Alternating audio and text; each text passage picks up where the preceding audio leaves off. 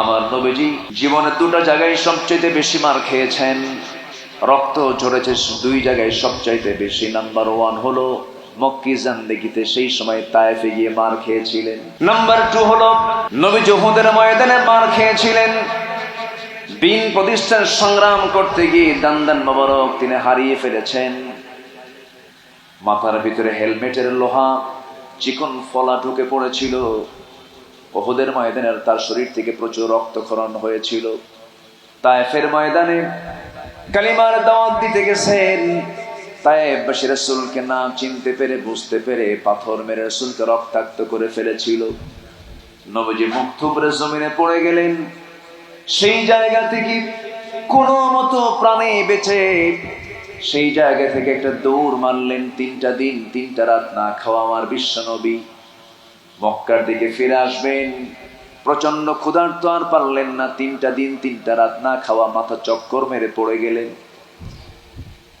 ফেরার পথে একটা আঙ্গুরের বাগান পেলেন। আঙ্গুর বাগানের ভিতরে গিয়ে চিত হয়ে পড়ে থাকলেন। আঙ্গুর বাগানের কেয়ারটেকার দূর থেকে দেখে কোনজন যুবক শুয়ে আছে।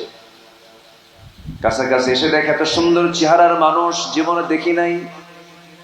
রাসূলকে দেখি বলতেছে, ও যুবক, তোমার শরীর থেকে যে পরিমাণ রক্তক্ষরণ হচ্ছে তুমি তো মরে যাবে।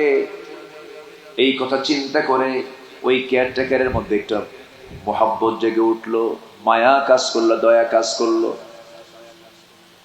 আঙ্গুর বাগান থেকে কয়েকটা আঙ্গুর হাতের মধ্যে পেড়ে নিয়া চিপে চিপে মোটে 1 গ্লাস আঙ্গুরের রস তৈরি করে নবীর হাতে তুলে দিয়ে বলছে, যুবক তুমি এটা পান করো।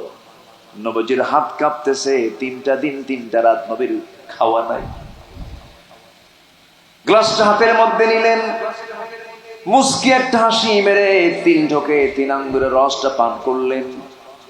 আলহামদুলিল্লাহ বলে ওই যুবকটার দিকে তাকায় বললেন, যে যুবক রাসূল কোনোদিন দেখেন নাই, আবার সেই যুবক রাসূলকে কোনোদিন দেখে নাই। একটা অচেনা যুবকের দিকে তাকায় রাসূল বলে ফেললেন, ও যুবক তোমার নাম তো আদ্দাস। যুবক আশ্চর্য হয়ে গেল, চেনা হলো না, দেখা হলো না, আমার নামটা জানলো কেমনে? আমার নবীজি মুস্কি মুস্কি হাসি মেরে বলছেন, আদ্দাস, তোমার গ্রামের বাড়ির নাম হলো নিনুয়া, নিনুয়া গ্রামে তোমার জন্ম। এবার বলতেছে, আমার নাম আদ্দাস, আমার গ্রামের নাম নিনুয়া, তোমাকে এই সংবাদগুলো কে দিল? রাসূল বলছেন, শুধু এতটুকু জানি না, তুমি যে গ্রামে জন্ম নিয়েছো সেই গ্রামে জন্ম নিয়েছেন আল্লাহর পয়গম্বর ইউনূস আলাইহিস সালাতু ওয়াস সালাম। আরো আশ্চর্য হয়ে গেল। আশ্চর্য হয়ে এবার জিজ্ঞাসা করতেছি, আমার গ্রামের নাম নিনুয়া, আবার সেই গ্রামে আল্লাহর নবীর জন্ম, সেই নবীর নামটা তোমাকে শিখালো কে, জানালো কে? এবার নবীজি মুস্কি হাসি মেরে বলছে, যুবক আদ্দাস, একজন নবীর কাছে তো আরেকজন নবীর খবর থাকতেই পারে। কে জানায় দিয়েছেন? গায়েবের মালিক কে? রাসূল। রাসূল গায়েবের মালিক। আমার দেশে কিছু দরবারের পীররাও গায়েবের মালিক। এখানেই কথা, এখানেই ঈমান। এখানে কি ঈমান? আমার নবীজি এই কথাটা যখন বলে ফেললেন আদ্দাসের, বুঝতে দেরি হলো না। আদ্দাস ছিল খ্রিস্টান।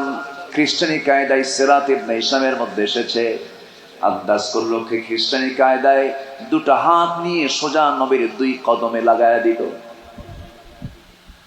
2 কদমে লাগায়া দিয়া সেজদা দিয়ে রাসূলকে ধন্য করবে, কিন্তু রাসূল সেই চান্সটা দিলেন না।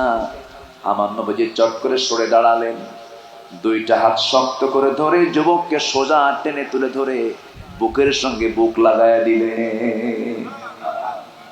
জোরে বলে সুবহানাল্লাহ। আর আজকের কিছু দরবারে ভণ্ড চেয়ারে বসে থাকে, আর মুরিদরা পা আছে, পায়ে সেজদা দেয়। সময় এসেছে এখন ওই সমস্ত ভণ্ড দরবার গুলোকে সোজা করে ফেলা, ঠিক কিনা?